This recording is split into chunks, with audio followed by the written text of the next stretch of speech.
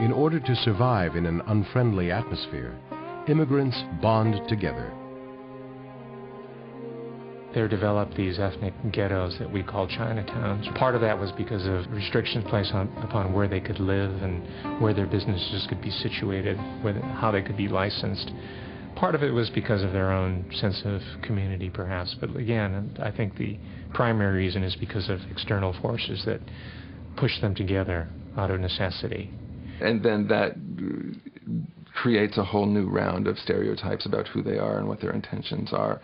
But it really dovetails with the presumption that a democratic polity, the members have to be fit for self-government. And so it's a kind of melding of the economic or labor argument on the one hand with a racial civic argument on the other. And the argument, the Chinese must go, not only because they're going to hurt white workers, but because they're unfit for self-government. They can never become part of a self-governing polity. And the proof is, look at Chinatown. They haven't even tried to assimilate. But the very success of the Chinese becomes for whites this evidence of their inferiority, that in fact they can live on things that a white man can't live on, and that's a sign of their degradation. That's precisely why white labor, they argue, can't compete with Chinese, and the Chinese have to be kept out. This is an interesting kind of racism because it's different from the ways that whites had argued before. The argument now is that Chinese have to be kept out.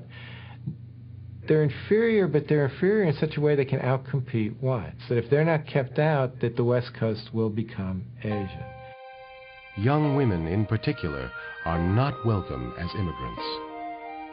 Not only were young women, marriageable women, discouraged from the country, they were actually barred from the country. They're prohibited from coming into the country, except in the case of wealthy merchants or perhaps students or diplomats, and those are very rare. But by and large, for the mass of young men that were here, they were prohibited from having wives.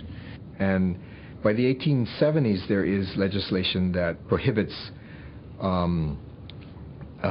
Asians, mulattoes, or Negroes from marrying whites. So that part of the population is off limits to them. By the mid-1880s, anti-Chinese protests and violence are spreading up and down the Pacific coast and into other areas of the West as well. The hue and cry really begins on the infamous Sandlot in California, in San Francisco, in particular a leader who happens to be an Irish immigrant himself, Dennis Kearney, raising the alarm that Chinese laborers are going to displace white laborers and take jobs that are rightly the jobs of white workers. The Chinese worker could subsist on a bowl of rice a day, and so why would manufacturers hire whites whose needs were higher and therefore who would demand higher wages? And soon workers on the East Coast as well, although to a less extent, are starting to be concerned with what's becoming a kind of yellow peril scenario. A handful of Chinese laborers are brought across the country to break a strike in Adams, Massachusetts, in a shoe factory, and that becomes a kind of signal event in the development of an anti-Chinese politics on the East Coast. So that's really the spur, but the argument against the Chinese goes as far as it does because of its very tight relationship with some of the white supremacist presumptions of American politics. There are some people who are excluded from the country, and these are felons. They're mentally insane, and paupers, people who might become dependent, welfare dependents on governments or society. In 1882, the Chinese are added to that group. So it's the first time that a group by national origin is excluded from the United States.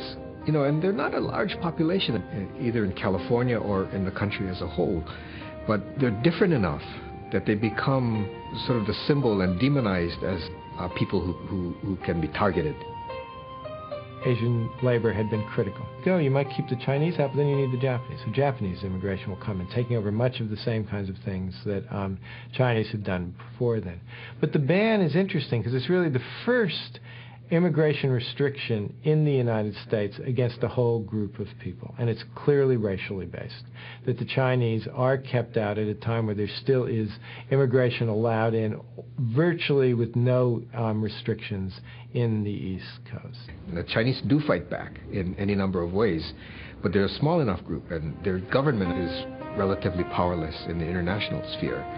So you get senators and congressmen and local politicians, mayors, who whip up this anti-Chinese hysteria for their own political intentions. And that eventually combines with southern congressmen who are also concerned about the Reconstruction period. And so there's a lot of ties in between anti-Chinese and anti-black racism that's going on.